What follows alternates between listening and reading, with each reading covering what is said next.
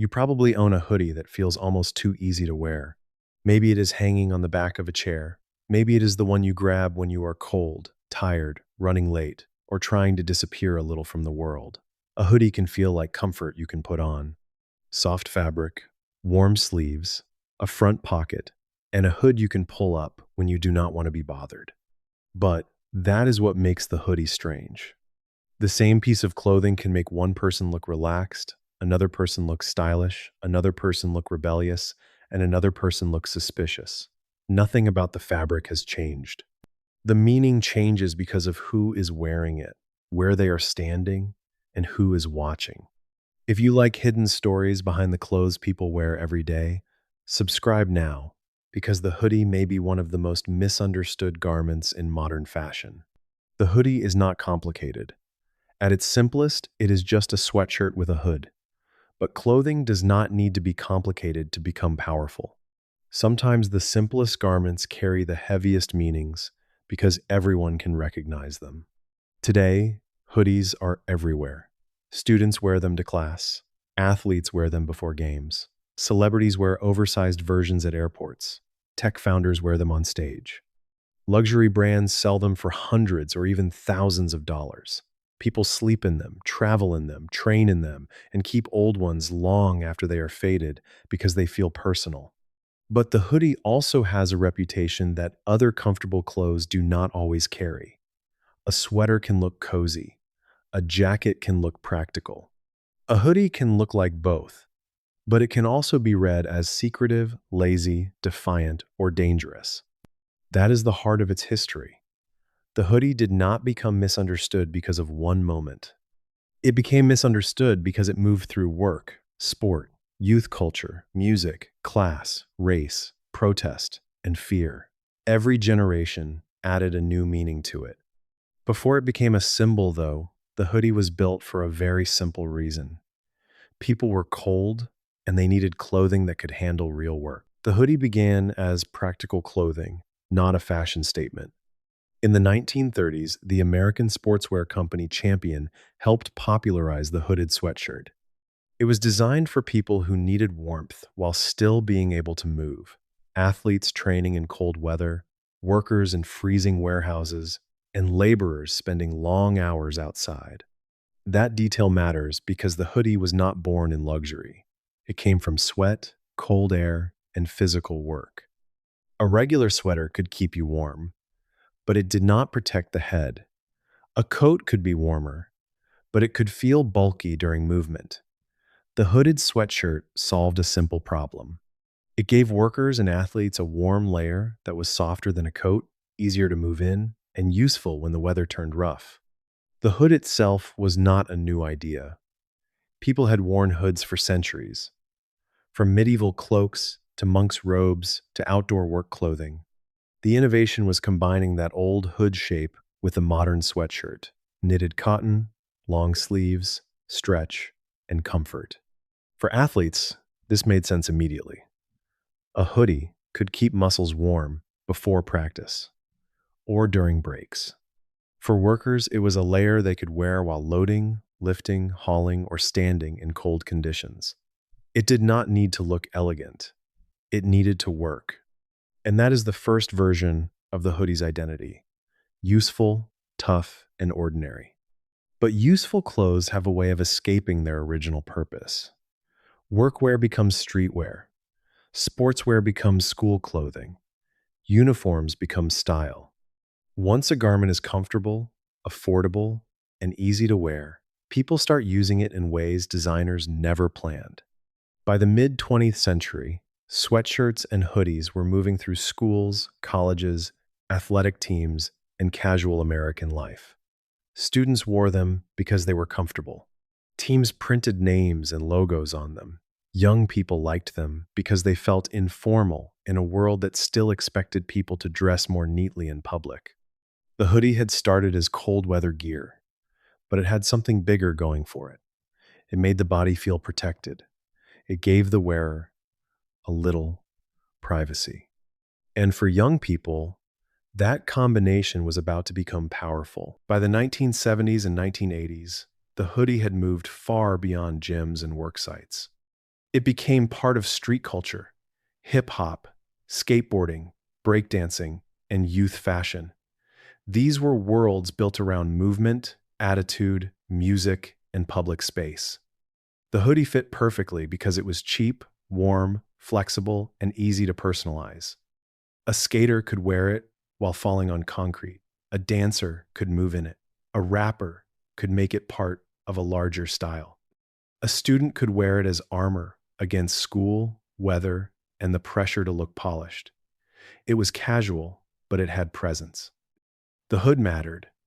Pulling it up could mean warmth, privacy, focus, or attitude. It could help someone feel hidden in a crowded city. It could make the wearer look closed off, cool, or untouchable. And for young people, especially young people who felt judged by adults, that feeling had power. The hoodie also became a blank surface. Like the t-shirt, it could carry logos, school names, sports teams, political messages, brand identities, and neighborhood pride. A plain hoodie could say very little. A printed hoodie could say exactly where you belonged. What does your favorite hoodie mean to you? Is it just warm, or does it remind you of a place, a team, a person, or a version of yourself? That emotional connection helped the hoodie spread. It was not only practical anymore, it became personal. But as the hoodie became more visible in youth culture, it also became more judged. The same features that made it useful and comforting could be read very differently by people looking from the outside.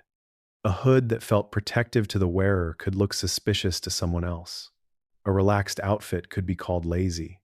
A piece of streetwear could be treated like a warning sign. That is where the hoodie's story gets darker. The garment itself stayed simple, but the meaning around it started to split.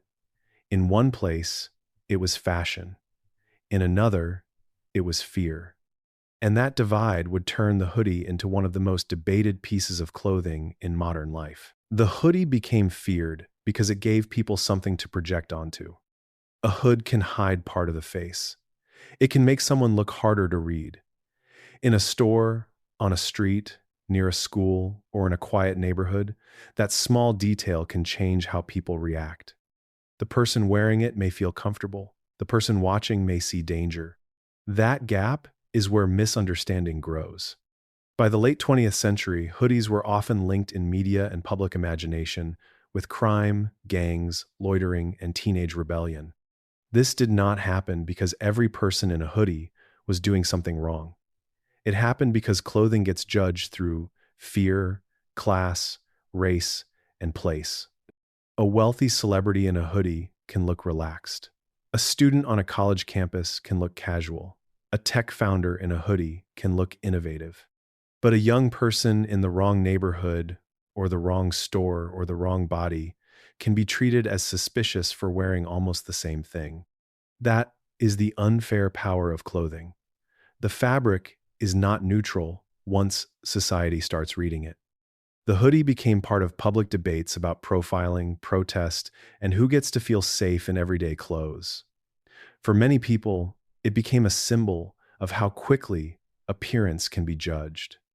After the killing of Trayvon Martin in 2012, the hoodie became especially visible in protest and public conversation.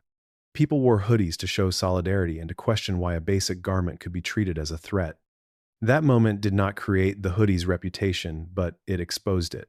It showed that the problem was never really the sweatshirt. The problem was what people imagined when they saw it on certain bodies. And that is why the hoodie is misunderstood. It can be comfort, style, warmth, identity, and protest at the same time. It can protect the wearer while making others uncomfortable. It can help someone disappear or make them more visible than they wanted to be. Few garments carry that contradiction so clearly. But fashion has a strange habit of absorbing controversy. The more meaning the hoodie carried, the more powerful it became. And instead of disappearing under the weight of its reputation, the hoodie moved upward into luxury stores, celebrity wardrobes, corporate culture, and the center of modern fashion. Today, the hoodie has won almost everywhere. It is sold by sports brands, streetwear labels, luxury fashion houses, school stores, tourist shops, music artists, tech companies, and charity campaigns. It can cost $20 or $2,000. It can be worn to the gym, on a plane, at a protest, in a studio, in a dorm room, or on a fashion runway. That range is unusual. Most clothing items live in narrower worlds. A suit still carries formality. Pajamas still suggest privacy. A uniform still suggests a role. But the hoodie moves between comfort, rebellion, status, anonymity, and luxury without fully belonging to any one of them. That is why fashion keeps returning to it. Designers can make it oversized, cropped, distressed, embroidered, printed, plain, expensive, political, athletic, or minimal. Brands love it because it is familiar. Wearers love it because it feels safe. Culture argues over it because it can mean too many things at once. The hoodie's power is also emotional. People do not usually talk about favorite dress shirts the same way they talk about favorite hoodies. A hoodie can feel like a portable room. You put it on, and the world feels a little farther away. The pocket holds your hands. The hood frames your face. The fabric softens the day. But the misunderstanding never fully disappeared. The same hoodie can still be read differently depending on who wears it. That is the part we should not ignore. The hoodie reveals how clothing is never judged alone. It is judged with the person inside it. So the next time you pull on a hoodie, look at it for 1 second before it becomes invisible. It carries workers in cold warehouses, athletes warming up before practice, students claiming comfort, skaters and rappers shaping street culture, protesters demanding to be seen, luxury brands selling rebellion, and ordinary people just trying to feel a little more protected. The hoodie became fashion's most misunderstood clothing item because it is not only about style, it is about comfort, suspicion, identity, and who gets to move through the world without being questioned. If you enjoyed this hidden clothing history, subscribe for more stories behind the clothes people wear every day.